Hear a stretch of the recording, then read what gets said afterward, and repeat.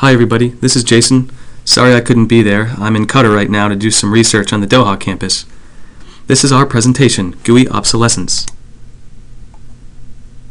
Our research question was, which do humans trust more, the emotional AI or the ubiquitous graphical user interface? Specifically, we wanted to check if the presence of a battery indicator that is incongruent with the statements of an emotional robot will create a conflict for a human who is asked to charge the robot. The human might side with either the battery or the robot, and our goal is to create this conflict in an experiment and measure the decisions of the human. We will measure the differences in time and effort used to charge the robot with a tiring hand crank.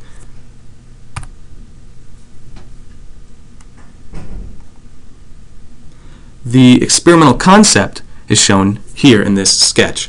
A human subject would be called by the keep-on up to a table where there would be a hand crank. The keep-on would ask the participant to charge the robot, and while an experimenter is controlling this the entire time, and we would measure the amount of time and effort that the human puts in to the charging scenario.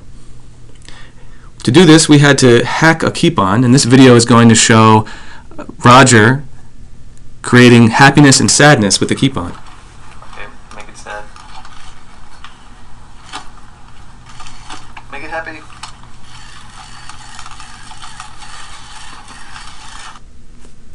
The keep-on doesn't really have that many degrees of freedom, but it is pretty well suited to create simple emotions like happiness and sadness like that.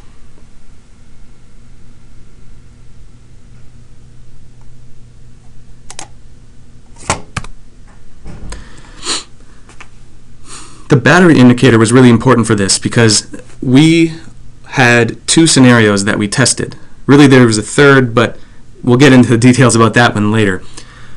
Either the battery would be present or it wouldn't. Keep-on would have the same level of emotion either way, asking them to help it, being scared, having sounds of desperation in its voice.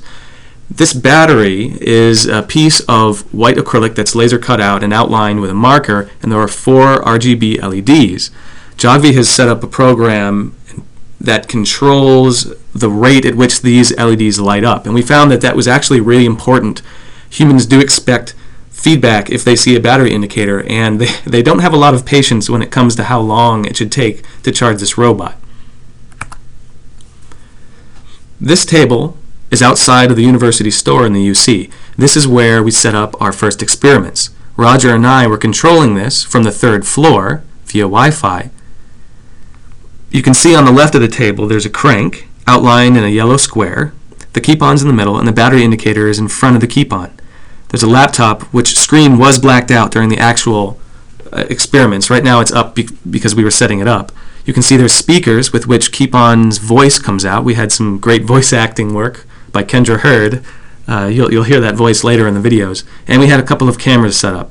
Everything was covered by a curtain, and we found that it wasn't really distracting to have this amorphous mass curtain because we had such a compelling little robot that had some really funny voiceover work calling the people in. We also set up outside Doherty on the 2nd day we did this, out in the cold. Once it warmed up and there was more traffic on campus, we did see a lot of people stop by. There you can see everything that's underneath that curtain. The control system used for this experimental setup is pretty complicated.